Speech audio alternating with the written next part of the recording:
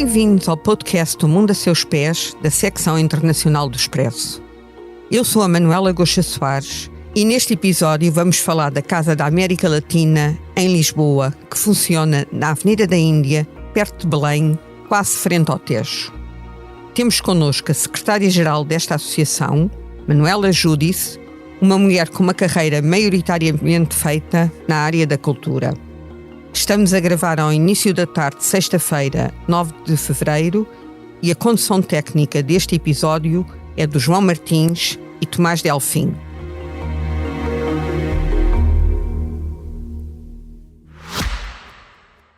Já visitou hoje o BPI Expresso Imobiliário? Agora pode calcular o valor da sua propriedade e guardar a documentação da sua casa e do recheio numa nova área pessoal única no mercado. E ainda ficar a saber quanto pode pagar por uma casa, localizá-la com uma pesquisa por polígonos e conhecer as soluções de crédito habitação BPI. BPI Expresso Imobiliário.pt. Quem compra e quem vende na mesma página. Manuela, muito obrigada por ter aceito este desafio de participar no podcast que o Expresso dedica à América Latina. E eu gostava que começasse por nos dizer o que é a Casa da América Latina. Se é uma casa virada, foi fundada por a comunidade migrante, foi fundada por instituições, digamos, mais verticais. O que é a Casa da América Latina? Muito boa tarde, Manuela. Muito obrigada pelo convite para que a Casa da América Latina, por meu intermédio, participasse neste podcast. O que é a Casa América Latina? A Casa América Latina nasceu há 25 anos, já cumpriu os seus 25 1998, anos. Não é? Exatamente, cumpriu o ano passado 25 anos de vida e foi criada como resposta, foi criada pela Câmara de Lisboa, pelo Dr. João Soares, como resposta a um pedido ou um reto lançado pelos embaixadores da América Latina quando Lisboa foi capital ibero-americana da cultura em 1994. Esse pedido, esse desafio lançado pelos embaixadores latino-americanos. E acabou por abrir no ano da Expo. Acabou por acontecer 4 anos depois, em no 98. Ano da Expo. Sim, e foi criada como um serviço da Câmara Municipal de Lisboa dedicado à cultura latino-americana em Lisboa. Lisboa, cidade multicultural, já nessa altura abriu um espaço dedicado à América Latina, tinha um já aberto, a UCLA, dedicado às relações com as cidades capitais de língua portuguesa. Okay. Pois a Casa América Latina viveu como um serviço da Câmara até ao início dos anos 2000, 2003, 2004 e nessa altura, já sob a presidência do Dr.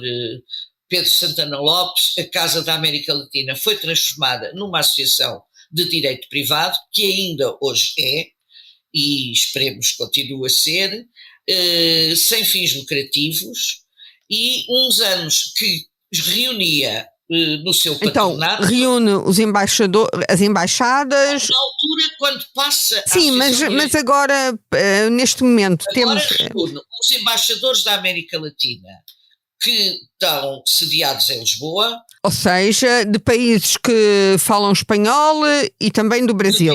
E do Brasil, pronto. A Argentina, Brasil, Colômbia, Chile, Cuba, El Salvador, México, Panamá, Paraguai, Peru, República Dominicana, Uruguai e Venezuela. São estes 13 países. Estes 13 países depois têm depois uma série de... têm também uma participação do Ministério dos Negócios Estrangeiros, o que significa que é uma instituição, é uma associação mais vertical. Como é que se relacionam? Têm relações com as comunidades migrantes, porque há vários imigrantes latino-americanos em Portugal, têm relações com as comunidades migrantes, têm relações com outras, por exemplo, com a Casa do Brasil e outras associações?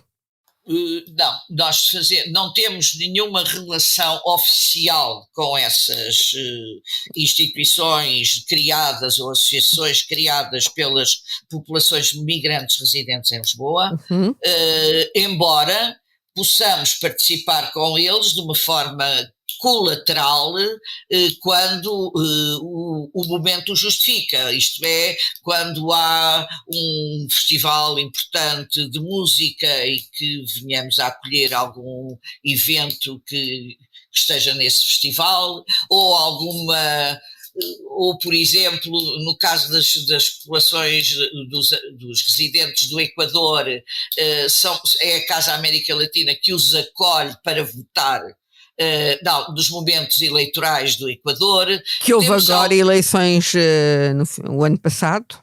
O ano passado, sim senhora, e a Casa América Latina acolhe as mesas de voto. Por eles não terem cá a representação diplomática. Sim, sim. Eles, a representação diplomática do Equador com Portugal reside em Londres, é embaixada em Londres. Por isso funcionam aí as mesas eleitorais. Sim, acontece-nos muito também com a Bolívia, que também não tem embaixador residente em Lisboa. Somos um polo aglutinador dos mundiais de futebol ou da Taça das Américas. O que é que isso significa? Que abrem à população? Abrimos à população, vêm mexicanos, argentinos, brasileiros com comida dos seus países, montam as suas bancas para ver os jogos.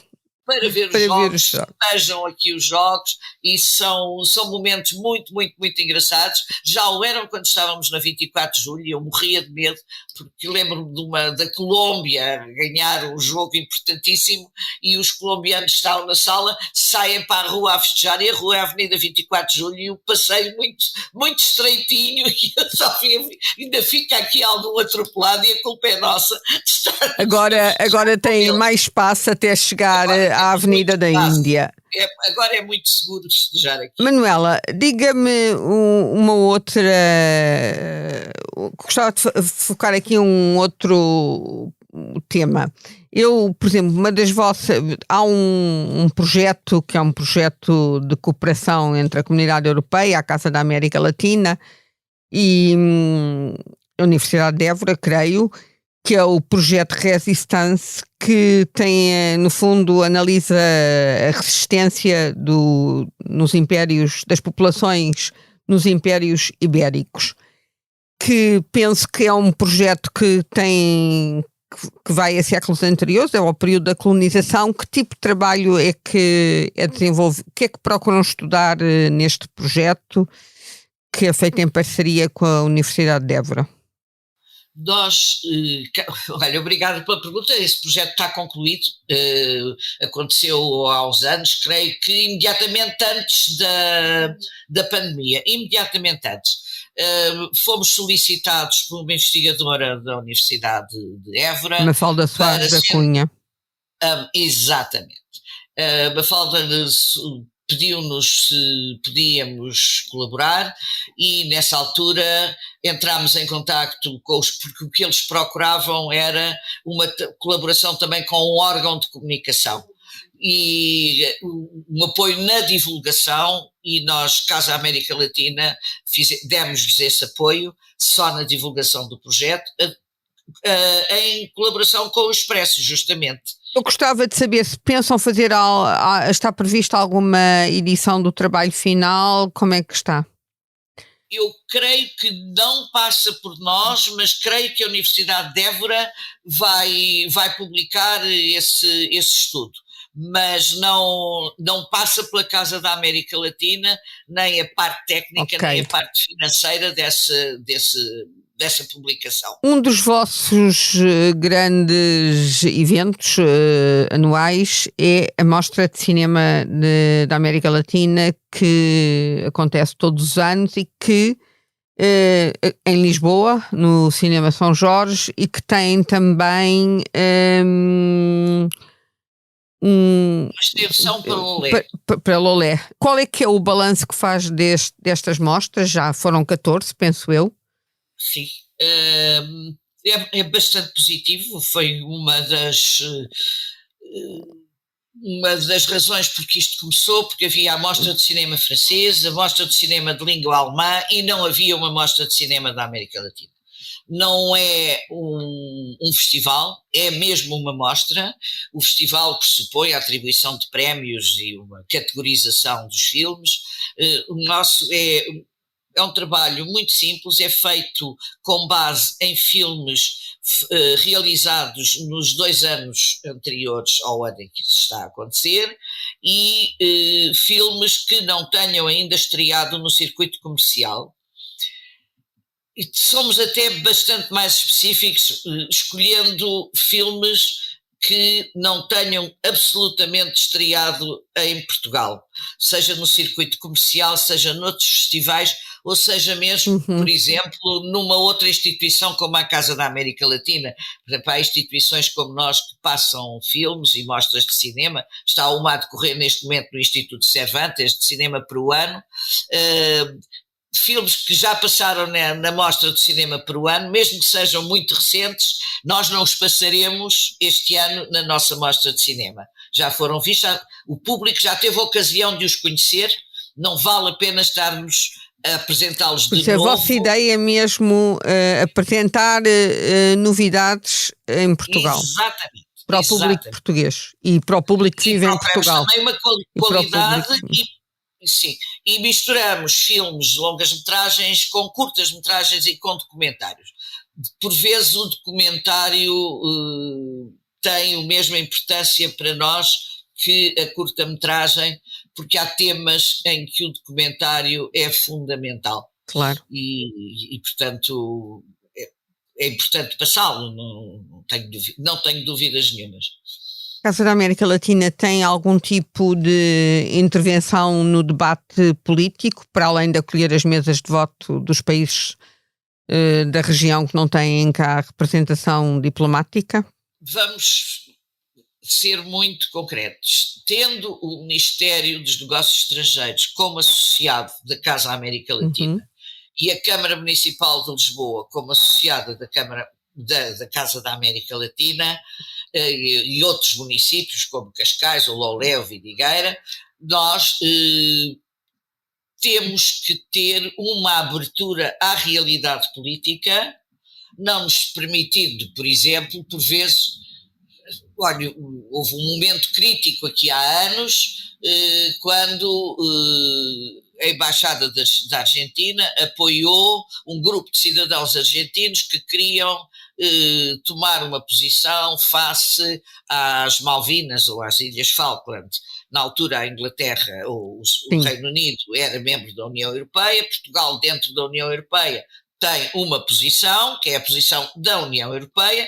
Não, e a Casa América Latina, tendo os negócios estrangeiros e a Câmara de Lisboa, na altura não havia outras câmaras associadas, dissemos, porque é que havemos de os acolher aqui para discutir este tema, quando este tema agride um membro da União Europeia, de qual também somos membros. Quer dizer, é este tipo de reflexão que nós podemos ter, porque temos associados oficiais e temos que respeitar a posição oficial do país onde estamos. Tem uma atitude institucional neste tipo de debates.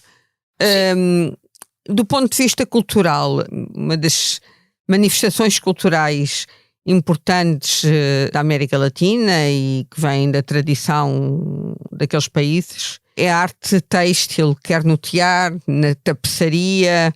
Tem dado alguma importância a dar a conhecer isto ao público que passa por Lisboa?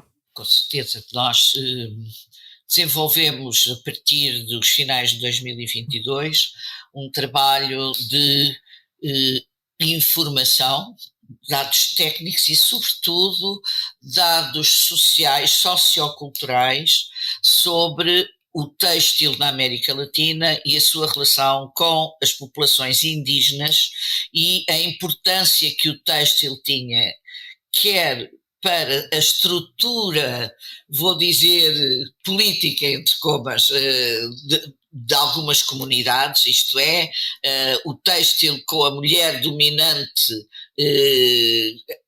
em sociedades muito matriarcais e e a importância económica do trabalho da mulher nessas sociedades, e que trabalho este que também, juntamente com o caráter inovador, muitas vezes, dos trabalhos feitos por essas populações, levou-nos a criar um ciclo de exposições que durante 2023 aconteceram entre maio, junho e dezembro, e trouxemos a Lisboa o têxtil do Panamá, muito exatamente as molas que são o trabalho, um produto e parte do vestuário da comunidade Kuna, que cobre sobretudo o território do Panamá, embora haja também comunidade Kuna do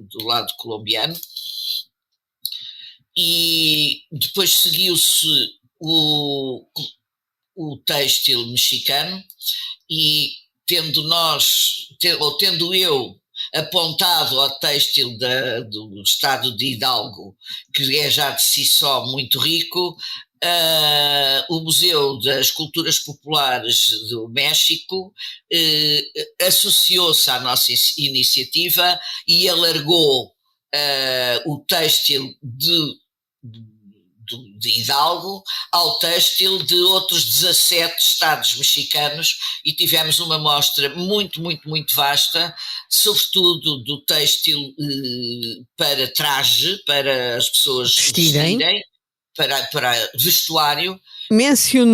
A Manuela mencionou a importância do têxtil, ou a ligação, ou a predominância em sociedades matriarcais, indígenas, mas com uma organização social onde o matriarcado tinha um papel relevante, ou tem. Eu pergunto-lhe se ainda hoje o têxtil continua a ser uma atividade importante em termos de trabalho das mulheres e da sobrevivência delas e da sua afirmação na sociedade.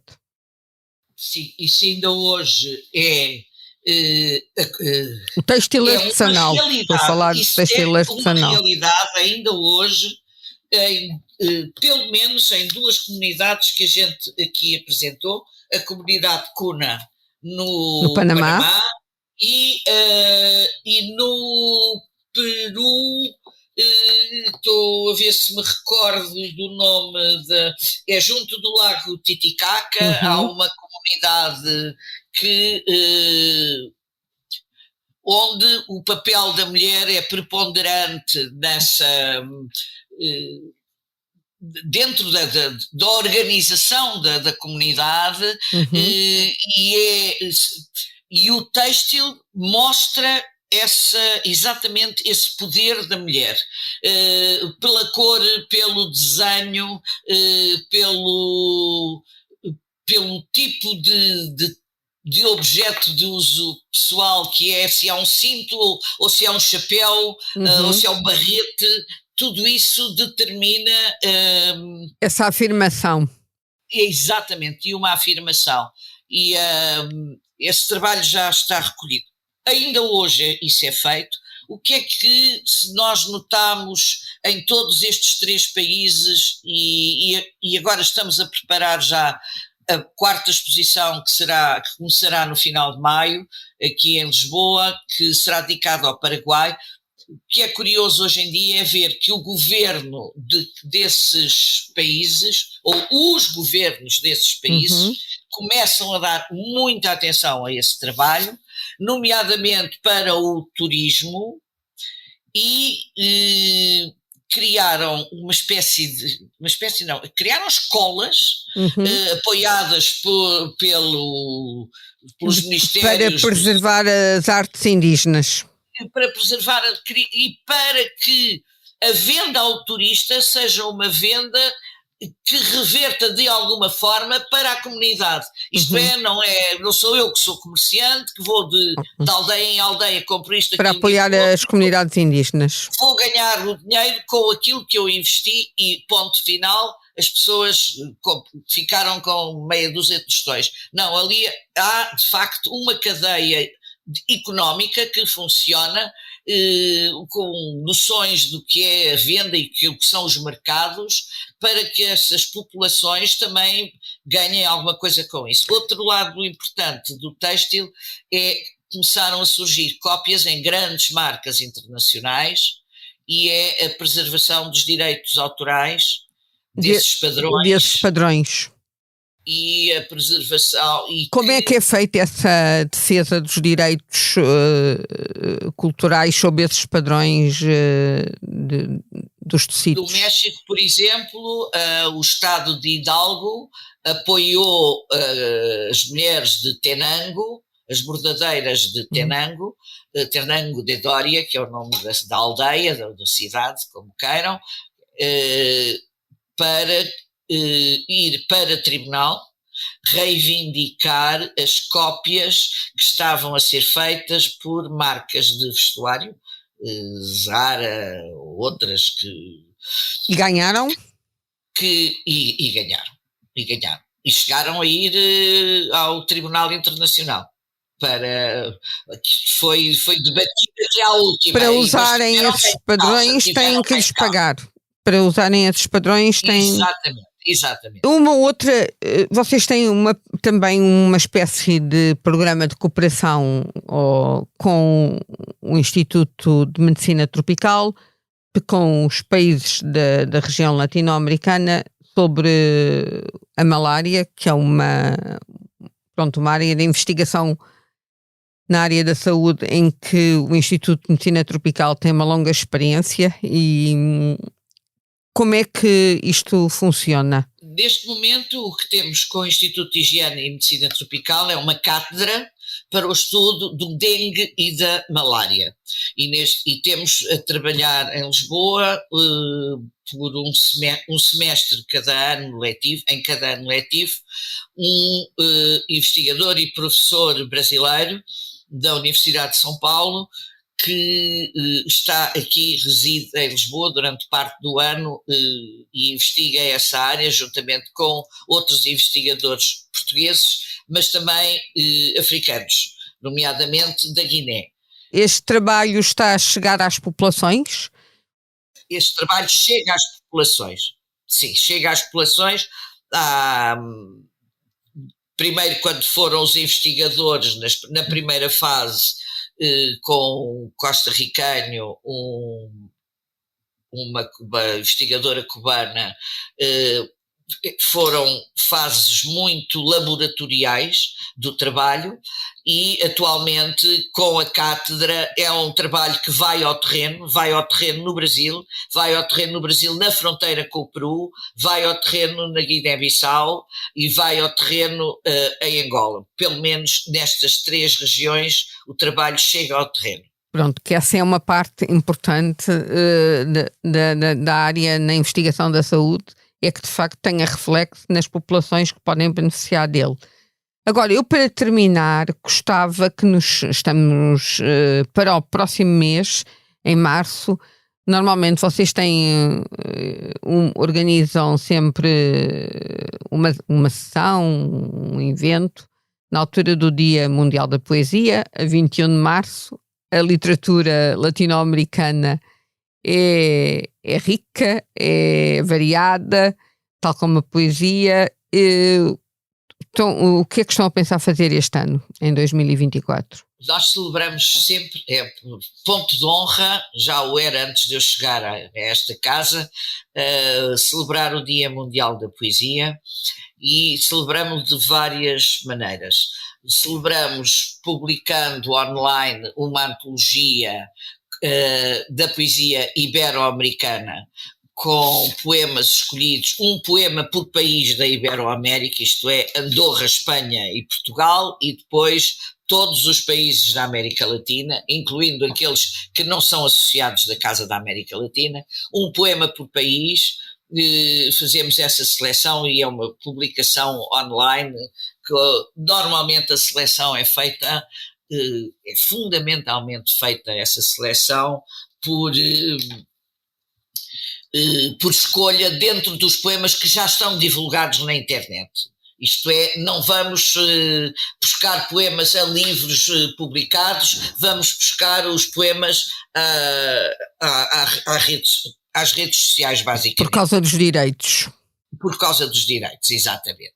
Depois, isto é uma primeira fase. Numa segunda fase, temos a celebração com uma tarde ou um dia, já nos aconteceu ser só uma tarde e já aconteceu ser um dia inteiro, de atos poéticos, quer, por exemplo, aí a comunidade latino-americana residente em Lisboa é muito importante, chamamos latino-americanos residentes aqui, que pode ser um médico da Fundação Champalimau, como pode ser um tocador de pífaro ali no Recio, como pode ser um escritor que tenha residência em Lisboa. Já cá tivemos uma escritora cubana neste podcast. Sim, a Carla Soares. Soares, sim.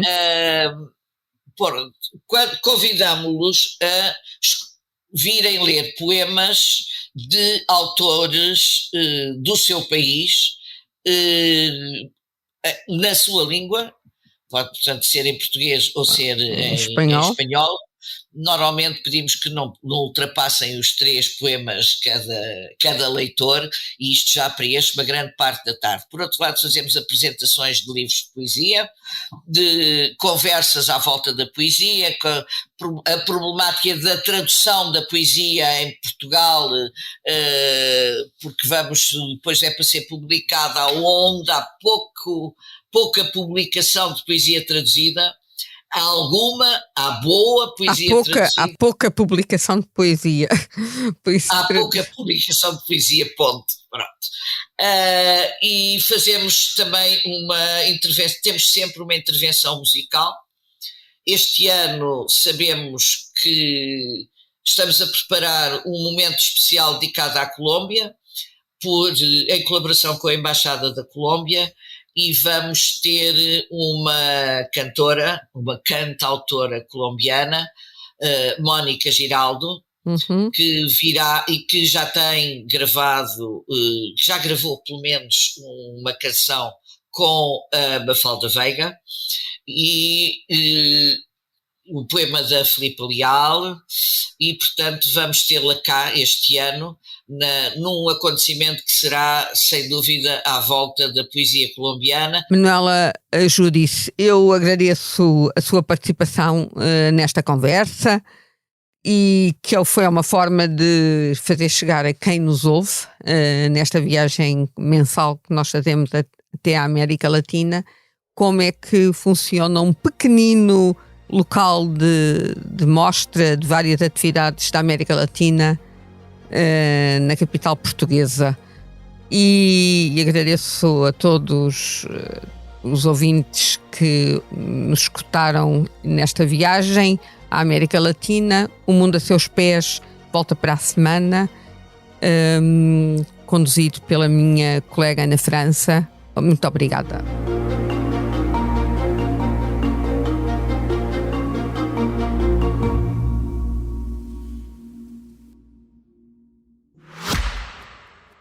Já visitou hoje o BPI Expresso Imobiliário? Agora pode calcular o valor da sua propriedade e guardar a documentação da sua casa e do recheio numa nova área pessoal única no mercado.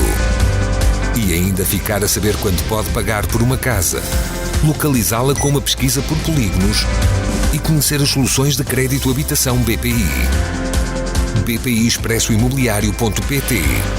Quem compra e quem vende na mesma página.